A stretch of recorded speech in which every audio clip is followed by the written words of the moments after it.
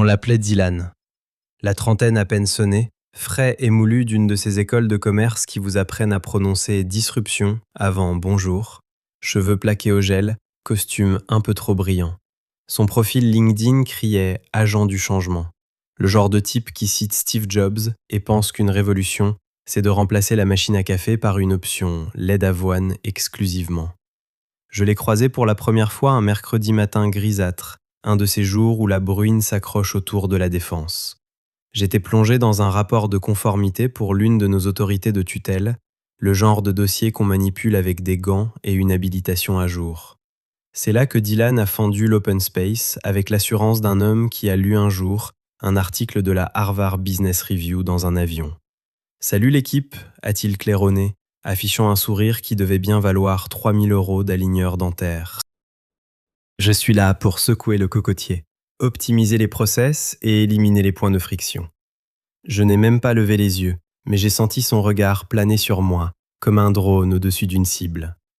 Le directeur financier le talonnait, un rictus crispé en guise de sourire, murmurant une platitude sur le leadership participatif. Le jargon maison pour dire « on laisse le nouveau jouer de la machette avant que le vrai patron ne rentre de sa croisière annuelle dans les Cyclades ». Avant la pause déjeuner, Dylan avait déjà renommé la moitié des canaux de discussion sur notre messagerie, affiché un challenge efficacité sur un tableau et m'avait convoqué dans son bureau vitré pour un petit point. « Chloé ?» Il n'a pas attendu ma réponse.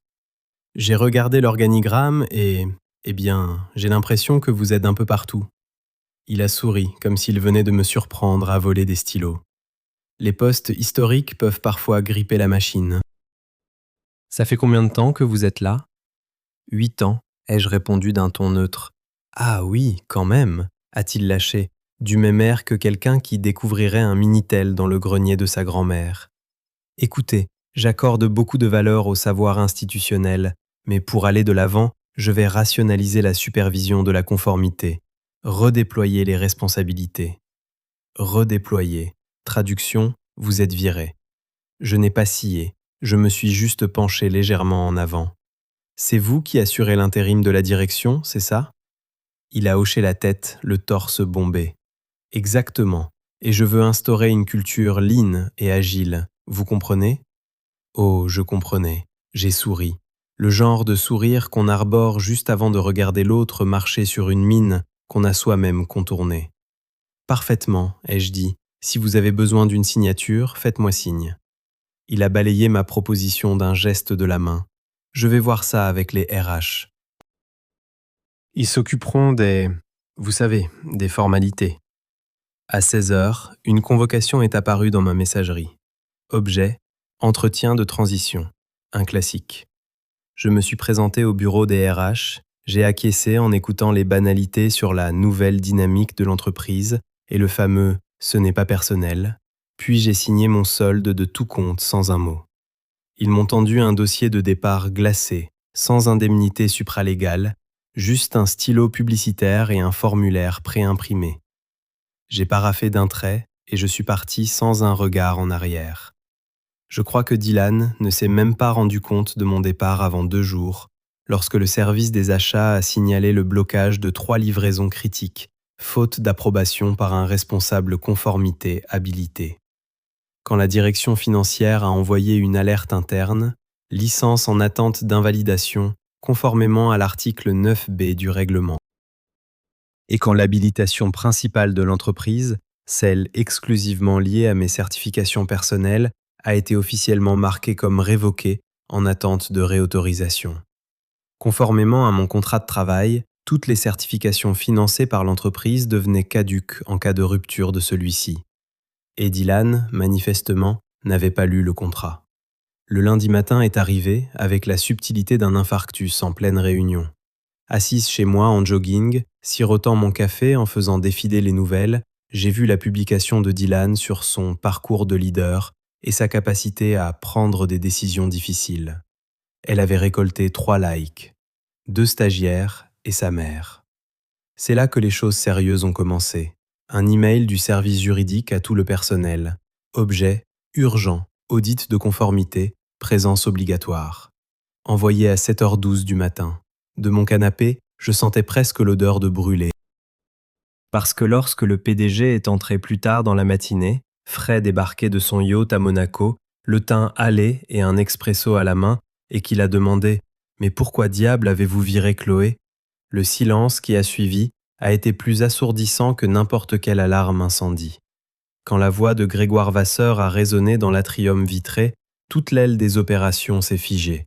À 56 ans, avec son cuir tanné par le soleil et la réputation de jouer au golf avec des hauts fonctionnaires, Grégoire n'était pas du genre à hausser le ton. Mais quand il le faisait, des carrières s'éteignaient en silence.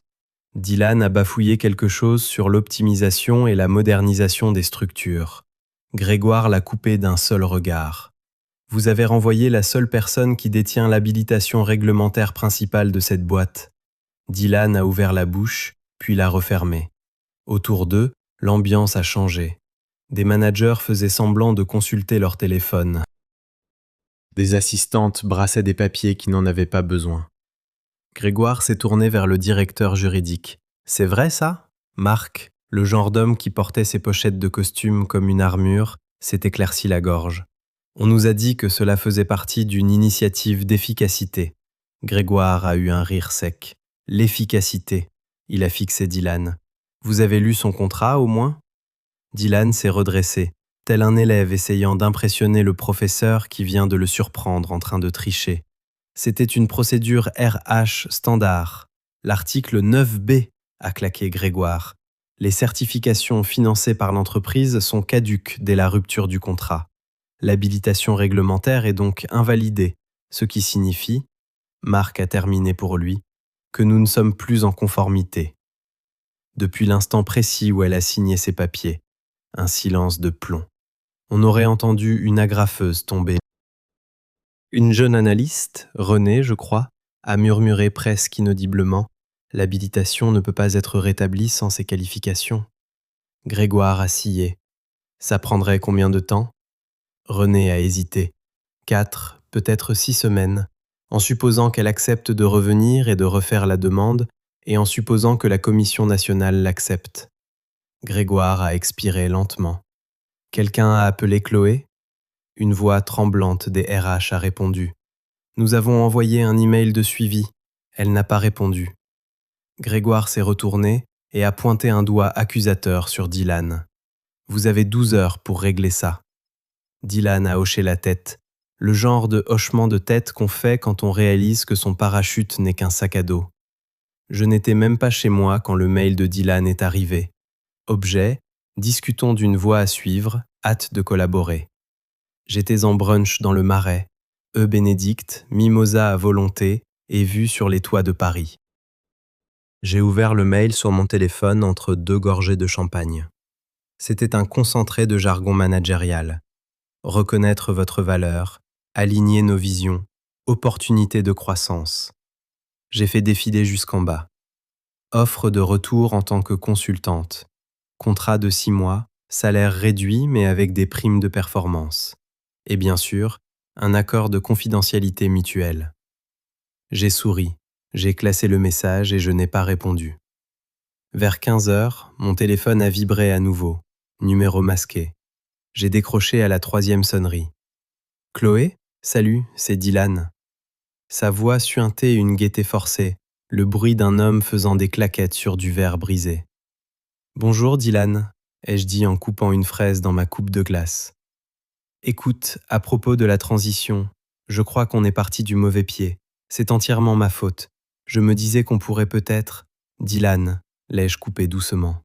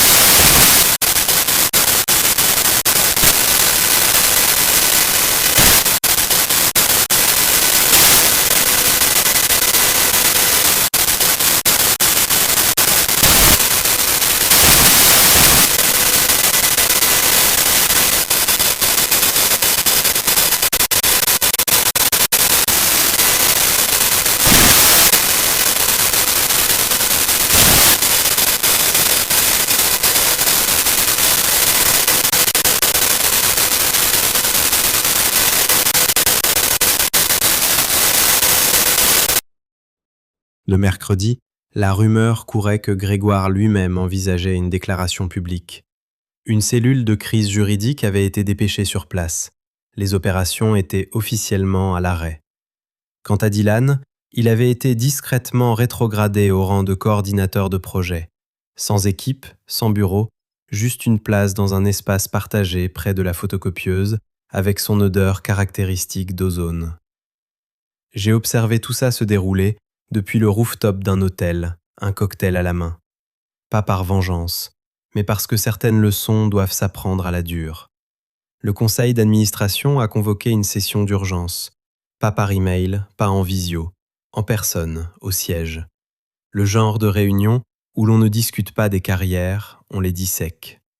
Grégoire a ouvert la séance. Messieurs, mesdames, nous avons un problème. Il a montré le tableau de bord projeté sur le mur. Ce n'était plus un tableau de bord, c'était une scène de crime. Voyant rouge, alerte de conformité, notification de fournisseurs qui clignotaient comme des moniteurs cardiaques à l'arrêt. La directrice financière, Maude Chevalier, connue pour sa capacité à transformer un drame humain en tableau Excel, s'est penchée en avant. Comment diable en est-on arrivé là ? Tous les yeux se sont tournés vers Dylan. Il s'est enfoncé dans son fauteuil. J'avais l'impression que l'habilitation pouvait être transférée. Nos documents internes disaient... Grégoire a frappé la table de sa paume. Les documents ?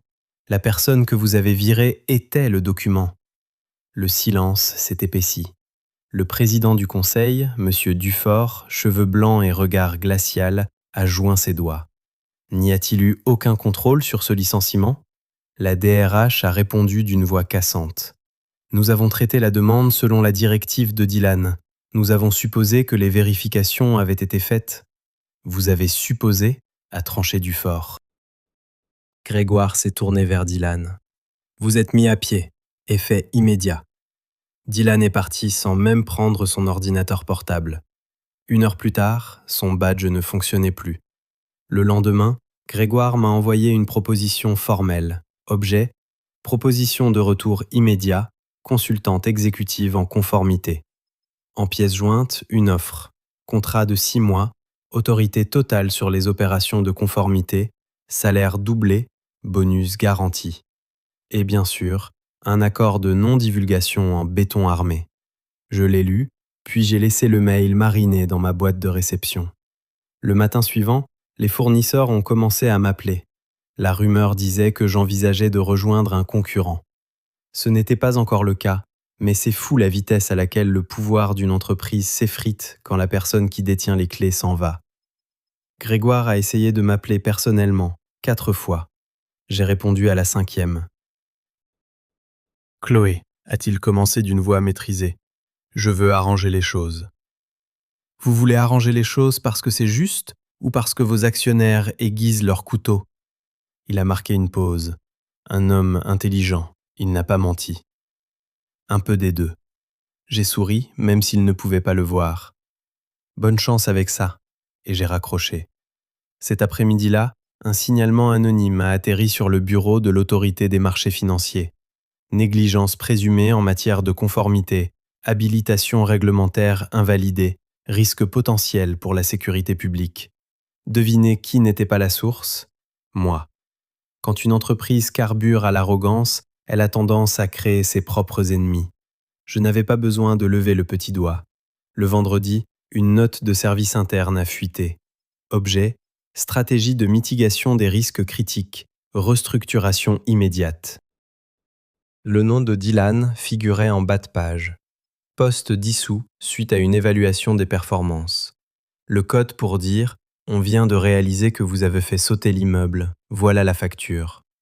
Je ne célébrais pas vraiment, mais je ne pleurais pas non plus. Car voilà le truc quand on vous sous-estime. On ne vous voit jamais venir, mais on remarque votre absence, ça c'est sûr. La semaine suivante, l'offre d'un concurrent, Bionext, est arrivée. Pas de jargon, pas de promesses en l'air, juste du respect.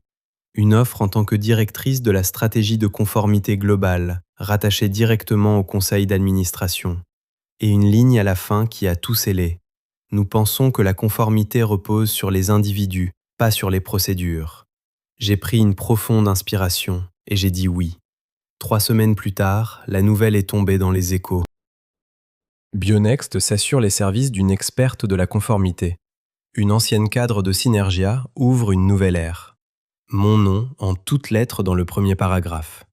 Peu après, un message est arrivé de Grégoire Vasseur. Objet, félicitations.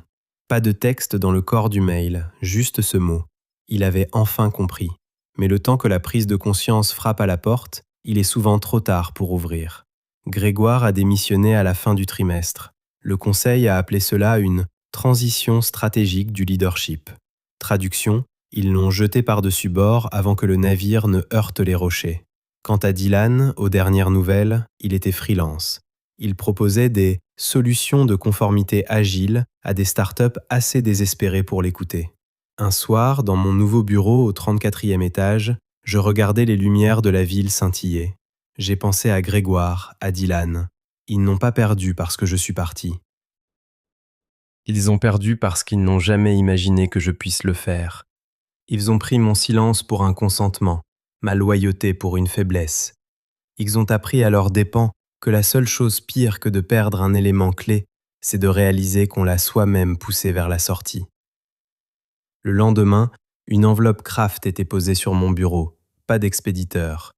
À l'intérieur, une note manuscrite, au cas où ils oublieraient, et une copie imprimée de l'article 9B de mon ancien contrat. J'ai souri et je l'ai épinglé sur mon tableau d'affichage, pas comme un trophée ni comme un avertissement, comme un rappel.